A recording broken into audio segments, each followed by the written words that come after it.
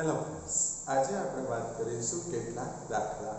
એમાં જુઓ ઉદાહરણનો દાખલા નંબર 2. લુહાર બળદગાડાના લાકડાના પૈડાની ધાર પર લોખંડની રિંગ જડે છે. તો પૈડું છે એ પૈડા પર લોખંડની રિંગ જડે છે 27 ડિગ્રી સેલ્સિયસ તાપમાને. તો ફ્રેન્ડ્સ, અહીંયા પહેલા તાપમાન આપ્યું છે, તો સૌથી પહેલું તાપમાન આપ્યું છે એટલે કે T1 27 ડિગ્રી સેલ્સિયસ. કેલ્વિનમાં ફેરવો તો 27 + 273 એટલે કેટલા થશે? 300 કેલ્વિન, રાઈટ? કારણ કે આપણે સેલ્સિયસમાં જે તાપમાન આપ્યું હોય એને કેલ્વિનમાં લખવું હોય તો વત્તા 273 કરીએ તો તાપમાન 300 કેલ્વિન થશે, રાઈટ? તો પૈડાની ધાર અને રિંગનો વ્યાસ આપ્યો છે, રાઈટ? તો પૈડાની ધાર અને રિંગ નો વ્યાસ. પૈડાની ધાર અને રિંગનો વ્યાસ અનુક્રમે તો પહેલો છે પૈડાની ધારનો વ્યાસ 5.243 મીટર, 5.243 મીટર, અને રિંગનો વ્યાસ ફ્રેન્ડ્સ આપણને આપેલો છે 5.231 મીટર. આવું આપેલું છે. તો રિંગને પૈડાની ધાર પર જડવા માટે કેટલા તાપમાન સુધી ગરમ કરવી પડે, એટલે કે તાપમાન T2 શોધવાનું કીધેલું છે, રાઈટ? આલ્ફા L આપ્યો છે 1.20 × 10⁻⁵ alpha L 1.20 × 10⁻⁵ kelvin inverse, right? તો ફ્રેન્ડ્સ, અહીંયા આપણને એવું કીધું છે કે જે બળદગાડાનું પૈડું છે એ પૈડા પર આપણે રિંગ જડીએ છીએ, રાઈટ? એટલે કે એવું વિચારો ફ્રેન્ડ્સ કે અહીંયા આગળ કોઈ એક આ રિંગ છે, એની ઉપર આપણે રિંગ વીંટીએ છીએ. તો પહેલા શું છે? રિંગ. તો જે બહારના ભાગનો વ્યાસ એટલે કે રિંગનો વ્યાસ છે એને આપણે શું કહીશું? D1, અને જે અંદર છે એને શું કહીશું? D2. આ ધ્યાન રાખજો, રાઈટ? કે પૈડા પર તમે લોખંડની રિંગ જડો છો તો બહારના ભાગનો વ્યાસ શું થયો? રિંગ એટલે કે D1, અને અંદરનો ભાગ એટલે પૈડું તો એનો વ્યાસ D2. તો D1 અને D2 ખબર છે, આલ્ફા L આપ્યો છે, T1 આપ્યો છે, T2 શોધવો છે, રાઈટ? ફરી એકવાર રિપીટ કરો, રાઈટ? કે તમને પૈડા અને લોખંડની રિંગનો વ્યાસ આપ્યો છે, તો પૈડા પર લોખંડની રિંગ જડો છો, રાઈટ? તો લોખંડની રિંગ જે છે બહારના ભાગમાં છે એટલે બહારના ભાગનો વ્યાસ D1, અને પૈડું અંદરના ભાગમાં છે, રિંગની અંદરના ભાગમાં, એટલે એનો વ્યાસ D2, રાઈટ? હવે તો સૂત્ર શું થશે? તો આપણને એક સૂત્ર ખબર જ છે, લંબાઈમાં થતો ફેરફાર L2 = L1, right? Into 1 + alpha L into delta T એટલે કે T2 - T1, રાઈટ? તો આપણને ઓલરેડી સૂત્ર ખબર જ છે કે T2 -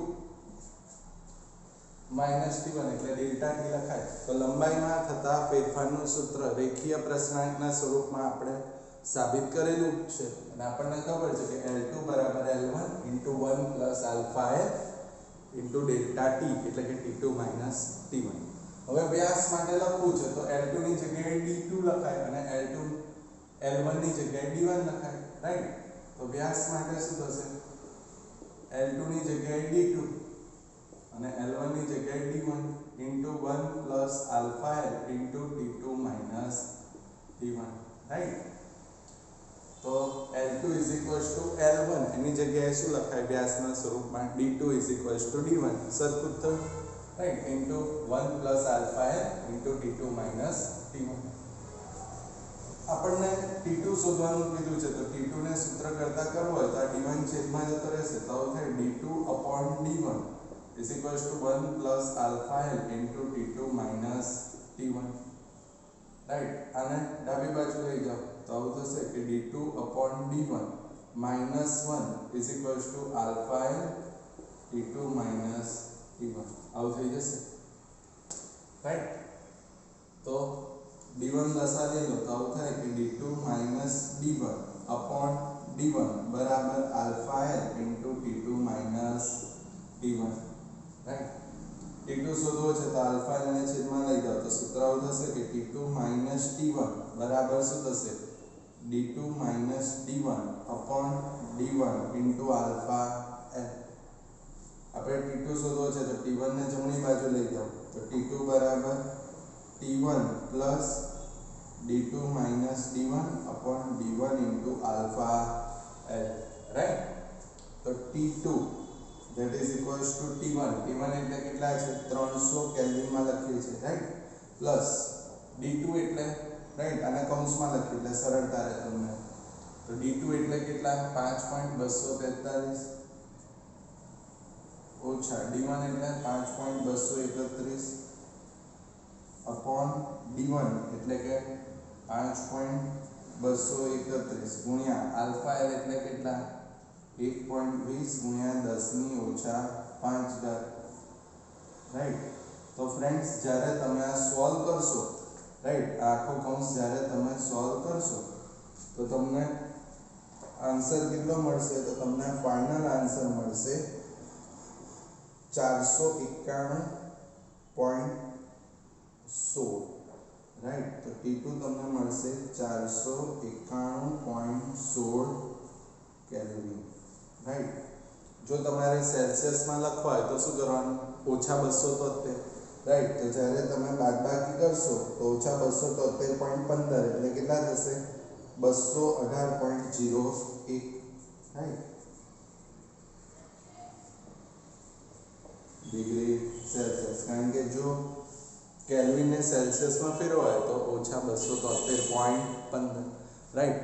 ફરી એકવાર ફ્રેન્ડ્સ જો સૂત્ર આવડશે તો દાખલો આવડશે. આપણે પહેલા પણ આ ચર્ચા કરેલી જ છે કે જો તમને સૂત્રો આવડે તો તમને કોઈ પણ દાખલો સરળતાથી આવડે જ, રાઈટ. ફરી એકવાર જો તાપમાન આપ્યું છે, પૈડાની ધાર અને રિંગનો વ્યાસ આપણને આપેલો છે, રાઈટ.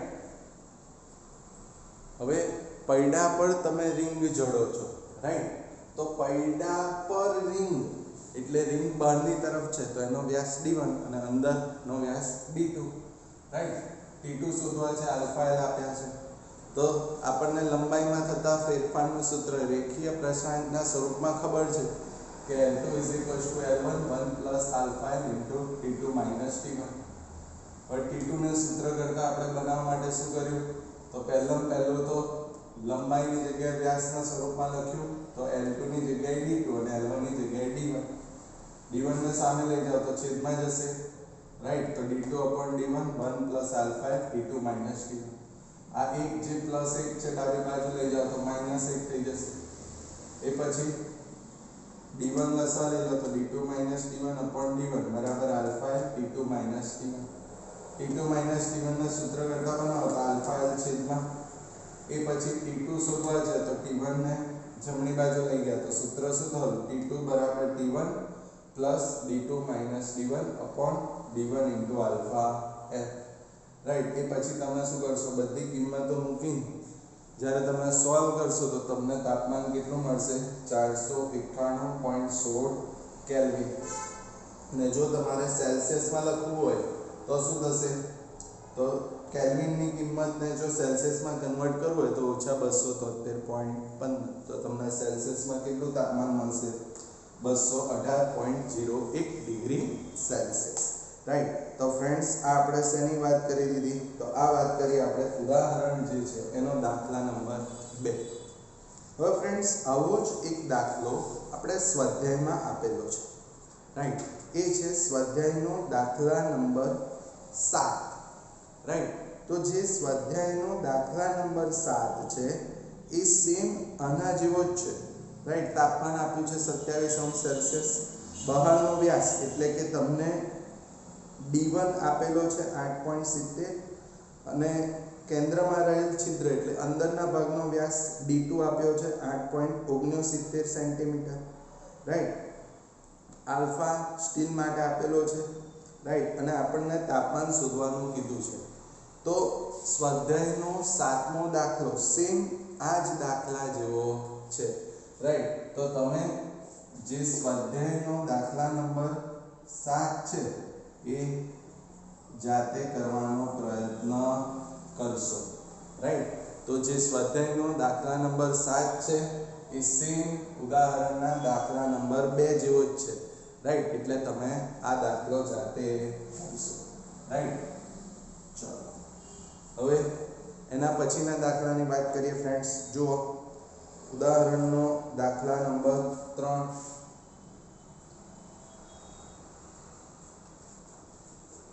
ક્વેશ્ચન જુઓ. 0.047 કિલોગ્રામ દર ધરાવતા એલ્યુમિનિયમના ગોળાને પૂરતા સમય માટે ઉકળતું પાણી ધરાવતા પાત્રમાં મૂકો છો. એટલે એલ્યુમિનિયમનો ગોળો છે જેનું દળ આપ્યું છે 0.047 કિલોગ્રામ, એને આપણે ઉકળતા પાણી ધરાવતા પાત્રમાં મૂકીએ છીએ. પરિણામે ગોળાનું તાપમાન 100 ડિગ્રી સેલ્સિયસ થાય છે. તો ગોળાનું દળ અને તાપમાન આપણને આપેલું છે. હવે ગોળાને તરત જ 20 ડિગ્રી સેલ્સિયસ તાપમાન ધરાવતા 0.25 કિલોગ્રામ પાણી ભરેલા, એટલે પાણીનું દળ અને તાપમાન આપેલું છે. 0.14 કિલોગ્રામ દળવાળા તાંબાના કેલોરીમીટરમાં સ્થાનાંતરિત કરવામાં આવે છે, રાઈટ? તો પાણીનું તાપમાન ઘટીને 23 ડિગ્રી સેલ્સિયસ પર સ્થિર થાય છે. તો એલ્યુમિનિયમની વિશિષ્ટ ઉષ્માધારિતા ગણો. એટલે એલ્યુમિનિયમનો જે ગોળો છે એની વિશિષ્ટ ઉષ્માધારિતા શોધવાની કીધેલી છે. તો જુઓ શું કહે છે કે એલ્યુમિનિયમનો ગોળો છે એને તમે જે પાણી ધરાવતું પાત્ર છે એમાં મૂકો છો. પાણીનું પાત્રનું દળ આપેલું છે, કેલોરીમીટરનું દળ આપેલું છે, તાપમાન છેલ્લે 23 ડિગ્રી સેલ્સિયસ પર સ્થિર થાય છે એવું આપેલું છે, અને ઉષ્માધારિતા પણ આપેલી છે. તો જુઓ એલ્યુમિનિયમના ગોળાનું દળ છે 0.047 કિલોગ્રામ. તો એલ્યુમિનિયમના ગોળાનું દળ 0.047 કિલોગ્રામ આપેલું છે આપણને. આગળ ગોળાનું તાપમાન આપ્યું છે 100 ડિગ્રી સેલ્સિયસ. તો ગોળાનું દળ આપણે કહી દઈએ m1 અને એનું તાપમાન T1 કેટલું છે 100 ડિગ્રી સેલ્સિયસ, રાઈટ? આગળ એને આપણે 20 ડિગ્રી સેલ્સિયસ તાપમાન ધરાવતા 0.25 કિલોગ્રામ પાણીમાં રાખવામાં આવે છે. તો પાણીનું દળ છે 0.25 કિલોગ્રામ. તો પાણીનું દળ 0.25 કિલોગ્રામ, એને આપણે કહી દઈએ m2 અને એ પાણીનું તાપમાન આપણને આપેલું છે એ છે 20 ડિગ્રી સેલ્સિયસ, રાઈટ? હવે આગળ શું કહે છે? તેને 0.14 કિલોગ્રામ દળવાળા કેલોરીમીટરમાં સ્થાનાંતરિત કરવામાં આવે છે. તો કેલોરીમીટરનું દળ આપ્યું છે, કેલોરીમીટરનું દળ જે છે 0.14 કિલોગ્રામ, ત્યારે તાપમાન 23 ડિગ્રી સેલ્સિયસ પર સ્થિર થાય છે, રાઈટ? તો આપણને જે ગોળો છે એલ્યુમિનિયમનો ગોળો વિશિષ્ટ ઉષ્માધારિતા શોધવાની કીધેલી છે, એટલે કે S1 શોધવાની કીધી છે ગોળામાં, રાઈટ? જ્યારે આપણને જે પાણી છે એની ઉષ્માધારિતા આપેલી છે, પાણીની ઉષ્માધારિતા, પાણીની વિશિષ્ટ ઉષ્માધારિતા એ છે H2, આપણને આપી છે 4.18 × 10³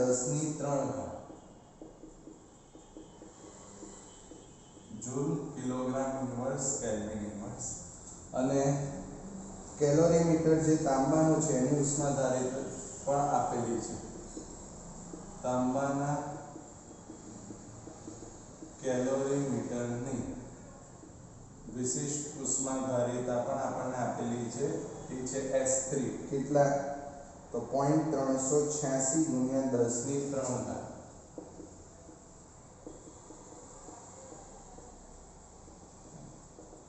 તો જો પાણીનું દળ m2, કેલોરીમીટરનું આ દળ શું થઈ જશે? તો આને આપણે કહી દઈએ m3, રાઈટ? તો તો જુઓ એલ્યુમિનિયમના ગોળાનું દળ m1 ખબર છે, પાણીનું દળ m2 ખબર છે, કેલોરીમીટરનું દળ m3 ખબર છે, રાઈટ. ઉષ્માધારિતા એલ્યુમિનિયમના ગોળા માટે શોધવી છે. પાણી અને જે તાંબાનું કેલોરીમીટર છે એની ઉષ્માધારિતા આપેલી છે. હવે શું થશે, આપણને ખબર છે કે કોઈ એક પદાર્થ ઉષ્મા ગુમાવે અને બીજો પદાર્થ ઉષ્મા મેળવે. હવે અહીંયા આગળ આપણને શું કીધેલું છે કે જે ગોળો છે એ ગોળો જે છે એ ગોળાને તમે પાણી ભરેલા પાત્રમાં રાખો છો, રાઈટ. એનું તાપમાન 100 ડિગ્રી સેલ્સિયસ છે. તો તાપમાન વધારે છે તો જે ગોળો છે એ ગોળો શું કરશે, ઉષ્મા ગુમાવશે અને પાણી અને કેલોરીમીટર શું કરશે, ઉષ્મા મેળવશે. તો જેટલી ઉષ્મા ગુમાવાય એટલી જ ઉષ્મા મેળવાય. એ તો આપણને ખબર જ છે, કોઈ પદાર્થ જેટલી ઉષ્મા ગુમાવે તો બીજો પદાર્થ એટલી ઉષ્મા મેળવે. તો અહીંયા આગળ એલ્યુમિનિયમના ગોળાને પાણી અને કેલોરીમીટરમાં રાખેલો છે. તો એનો અર્થ શું થશે, તો એલ્યુમિનિયમના ગોળાએ ગુમાવેલ ઉષ્મા બરાબર શું થશે, પાણી વત્તા કેલોરીમીટરે મેળવેલ ઉષ્મા, રાઈટ. તો જેટલી એલ્યુમિનિયમનો ગોળો ઉષ્મા ગુમાવશે એટલી જ ઉષ્મા પાણી અને કેલોરીમીટર મેળવશે. તો જ્યારે તાપમાનમાં ફેરફાર થતો હોય, જો 100 માંથી એલ્યુમિનિયમના ગોળાનું તાપમાન 100 છે, એમાંથી છેલ્લે ક્યારે સ્થિર થાય છે, 23 એ સ્થિર થાય છે. અને સેમ પાણી પણ ક્યારે સ્થિર થાય છે, 23 એ. તો જો તાપમાનમાં ફેરફાર થતો હોય ત્યારે ઉષ્માનું સૂત્ર શું થાય, તો આપણે ભણ્યા હતા Q બરાબર ms ડેલ્ટા T, રાઈટ. તો એલ્યુમિનિયમના ગોળા માટે શું થશે, m1 s1 ડેલ્ટા T. પાણી માટે શું થશે, m2 છે તો m2 s2 ડેલ્ટા T વત્તા કેલોરીમીટર માટે m3 s3 delta T, right. તો જ્યારે તાપમાનમાં ફેરફાર થતો હોય એવી પરિસ્થિતિમાં ઉષ્માનું સૂત્ર ખબર છે કે Q બરાબર ms ડેલ્ટા T. તો એલ્યુમિનિયમનો ગોળો ઉષ્મા ગુમાવે છે તો કેટલી, તો ms ડેલ્ટા T. તો એલ્યુમિનિયમ માટે પહેલી સ્થિતિ છે એટલે m1 s1 ડેલ્ટા T. પાણી માટે બીજી છે તો m2 s2 ડેલ્ટા T અને કેલોરીમીટરનું દળ m3 એટલે m3 s3 ડેલ્ટા T. હવે તો આપણે શું શોધવું છે ફ્રેન્ડ્સ, તો અહીંયા આગળ આપણે શોધવું છે S1, રાઈટ. કે એલ્યુમિનિયમના ગોળાની ઉષ્માધારિતા કેટલી છે. તો S1 ના સૂત્ર કરતા બનાવીએ તો શું થશે, m2 s2 ડેલ્ટા T વત્તા m3 s3 ડેલ્ટા T અને છેદમાં m1 અને ડેલ્ટા T છેદમાં જતા રહેશે. હવે બધી કિંમત મૂકો, અહીંયા આગળ કદી ડેલ્ટા T કેન્સલ નહીં થાય કારણ કે તાપમાનનો તફાવત જુદો જુદો આવશે. જુઓ 100 માંથી 23 છે એલ્યુમિનિયમ માટે અને પાણી અને કેલોરીમીટર માટે 20 થી 23 છે. એટલે ડેલ્ટા T ની કિંમતો જુદી જુદી આવશે એટલે કેન્સલ ભૂલથી થાય નહીં, ધ્યાન રાખજો, રાઈટ. તો S1 that is equals to m2 એટલે કેટલા છે ફ્રેન્ડ્સ, જુઓ તો 0.25, રાઈટ. S2 એટલે કે પાણી માટેની ઉષ્માધારિતા 4.18 ગુણ્યા 10⁻³ ડેલ્ટા T. તો પાણીનું તાપમાન કેટલું, તો જો 20 ડિગ્રી સેલ્સિયસ હતું અને 20 માંથી કેટલું થઈ જાય છે 23. તો કેટલો ફેરફાર થયો, તો 23 ઓછા 20, રાઈટ. કારણ કે તાપમાનનો ફેરફાર, તો પાણી 20 હતું પણ કેટલાય સ્થિર થયું 23. તો કેટલો ફેરફાર થયો, 23 ઓછા 20 છે વત્તા, ચલો m3 એટલે કેટલા છે 0.14, S3 એટલે કેટલા છે ફ્રેન્ડ્સ 0.386 ગુણ્યા 10⁻³ ડેલ્ટા T.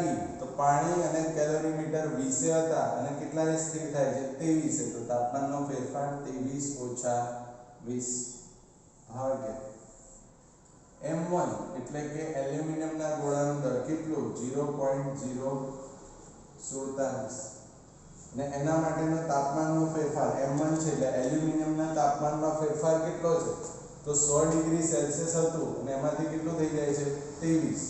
તો 100 ઓછા 23 રાઈટ તો શું થઈ જશે 0.25 4.18 ગુણ્યા 10 ની 3 ઘાત અહીંયા આગળ 23 ઓછા 20 એટલે 3 વત્તા 0.14 0.386 ગુણ્યા 10 ની 3 ઘાત અહીંયા થઈ જશે 3 ભાગ્યા 0.047 100 ઓછા 23 એટલે થઈ જશે 77 તો જ્યારે ફ્રેન્ડ્સ તમે આ સોલ્વ કરશો રાઈટ તો તમને ફાઇનલ આન્સર કેટલો મળશે અરાઉન્ડ 911 રાઈટ તો S1 બરાબર કેટલા મળશે 911 joule kilogram inverse kelvin inverse right તો ફ્રેન્ડ્સ આપણે શેની વાત કરી દીધી તો ઉદાહરણનો દાખલા નંબર 3 રાઈટ કે જે એલ્યુમિનિયમનો ગોળો છે અને પાણી ભરેલા પાત્રમાં રાખો છો જેની સાથે કેલોરીમીટર છે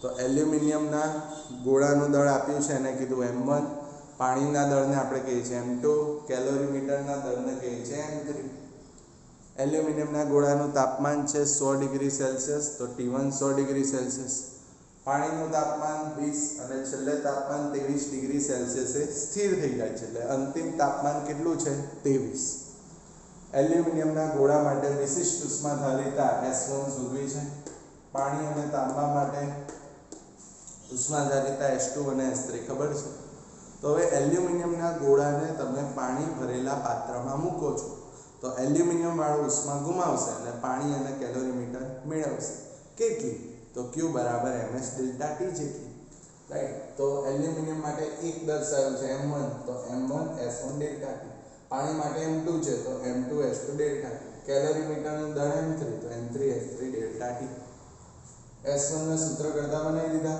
અને પછી બધી જ કિંમત લખી પણ ધ્યાન એક રાખજો ડેલ્ટા T કેન્સલ કરવાનું નહીં કેમ કારણ કે તાપમાનનો તફાવત એલ્યુમિનિયમ અને પાણી માટે જુદો જુદો છે રાઈટ તો અહીંયા M2 છે તો પાણીનું તાપમાન કેટલું હતું 20 માંથી કેટલું સ્થિર થયું 23 તો 23 ઓછા 20 M3 કેલોરીમીટર 20 હતું 23 થયું તો તફાવત 23 ઓછા 20 જ્યારે અહીંયા M1 ડેલ્ટા T તો M1 એલ્યુમિનિયમ તો એલ્યુમિનિયમ માટે તફાવત કેટલો તો 100 માંથી 23 થઈ જાય છે છેલ્લે સ્થિર તો 100 ઓછા 23 રાઈટ અને જ્યારે તમે સોલ્વ કરશો તો અરાઉન્ડ આન્સર કેટલો મળી જશે 911 જેટલો રાઈટ તો આ આપણે વાત કરી ફ્રેન્ડ્સ ઉદાહરણનો દાખલા નંબર 2 રાઈટ ઉદાહરણનો દાખલા નંબર 3 અને મેં કીધું એમ જે સ્વાધ્યાયનો 7મો દાખલો છે એ સેમ ઉદાહરણ 2 જેવો જ છે એટલે એ તમે જાતે